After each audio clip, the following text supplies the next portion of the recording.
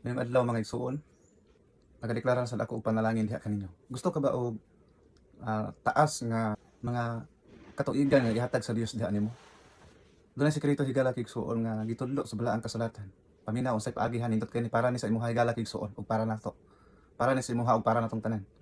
Nag-ingon dinhi sa Book of Proverbs chapter 3 verse 1. Anak ko, ayaw hikalimti ang akong kasuguan. Apan pabantay sa imong kasing-kasing ang akong mga sugo. Nag-ingon din si Haring Solomon nga pabantayan gyud ang kasuguan sa Dios. Og ayaw hikalimte ang kasuguan sa Dios. Pabantayan og dili hikalimtan og tumanon ginahigala kay igsuon. Mo kini ang usa ka mga nindot nga sekreto nga gitudlo sa balaang kasulatan nga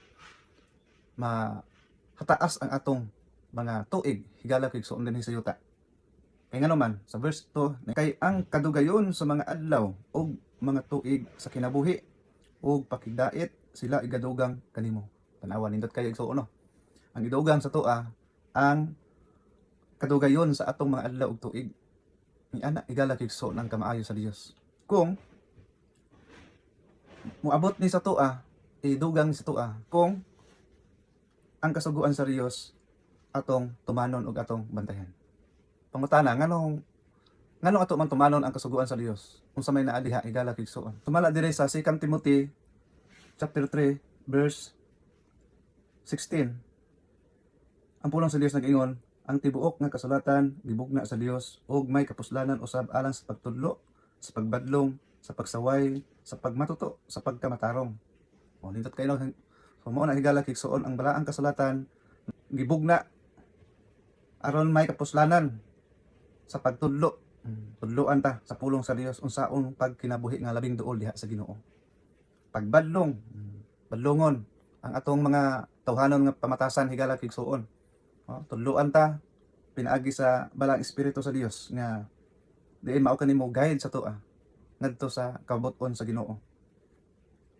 Pagsaway, pagmatuto sa pagkamatarong. Mao na higala kay igsuon. Nga naman aron ang tao sa Dios mamahingpit nga maandam sa bug-os alang sa tanang maayong buhat. Ang pulong dahil sa Dios higala kay igsuon makapahingpit sa mga tao nga nakinabuhi sa pulong sa Dios.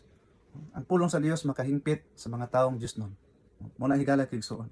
Muna ingon si Josue higala kay igsuon chapter 1 verse 8, kapag ibulag sa imong kasing-kasing ang kasuguan sa Dios, hinunua magpalandong ka ni ana sa adlaw ug sa gabi. So kung mauna sa atong kinabuhi higala kay igsuon, yang magkinabuhi ta sa pulong sa Dios, mabinantayon ta, masinulundon ta diha sa sugo sa Dios. Nag-ingon si Haring David sa tibuok niyang kinabuhi higala kay igsuon. Kabalo kita unsa di kinabuhi ni Haring David no. Basta gani panahon sa gubat-gubat sa Old Testament, King David higala kay igsuon. Nilibo ang iyang mapatay sa matag adlaw. Ingon ana ka fighter si King David higala kay igsuon. Apan wala gisa pasagdaay sa Ginoo no. Ngano man tungod si King David, usa ka tawo nga manahadlokon sa Dios, sumala sa balang kasulatan. Miskan gani si Haring Solomon nga iyang anak, dili makahimo sa pagkamanhadlokon kang King David nga iyang amahan. So grabe gid ka manhadlokon si King David bisan sa iyang sala nga nabuhat, sa iyang background apan luyo ni anak, sumala sa balang kasulatan. Grabe to iyang paghinulsol. Siya ang sa record sa Bible nga manhadlokon diha sa Dios. Muna ingon si King David sa Psalms 90 verse 12. Busa tudloi kami sa pag-isip sa among mga adlaw aron makabaton kami og usa ka kasing-kasing nga manggialamon. Tudloi kami sa pag-ihap sa among mga adlaw, ingon si King David no. Matinumanon ta sa sugo sa Dios, mabinantayon ta sa sugo sa Dios. Mag-ihap gid ta sa mga adlaw nga gidugang sa Dios sa tuwa sumala sa balaang kasulatan. So dinhi aron makabaton kami og usa ka kasing-kasing nga manggialamon. Natali sa Ginoo, dungagan sa Dios ang atong mga adlaw, bulan, tuig, hatag sa Dios ang atong kasing-kasing makabaton og kaalam. Unsa kining kaalam? Sumala sa balang kasulatan, Psalms 111 verse 10. So, ang malamon nga kasing-kasing mao ang pagkamanhadlokon diha sa Dios higala kay igsuon. So ang sugo sa Dios no, makapahingpit sa ato ang kinabuhi. Mao na ang napulo ka sugo higala kay igsuon, dili gi nato na ibulag sa atong kinabuhi. Mao na giya nato higala kay igsuon, no? Nga mga butang nga angay natong buhaton para magkinabuhi ta diha sa kabut-on sa Dios. No? Mabantayan nato ang mga butang usab nga unsay supak sa Ginoo. Mao na higala kay igsuon Sa ibutang tong kinabuhi, ang kinabuhi ta nga Dios nun, ipasentro na to si Jesus tong kinabuhi. Ya ang pulong sa Dios mao gitoy mo giya sa tuwa, no? Nga maghatod sa tuwa ngadto sa pagkahingpit sumala sa balaang kasulatan. So salamat kayo mga higala kig suon o God bless yung tanan amping.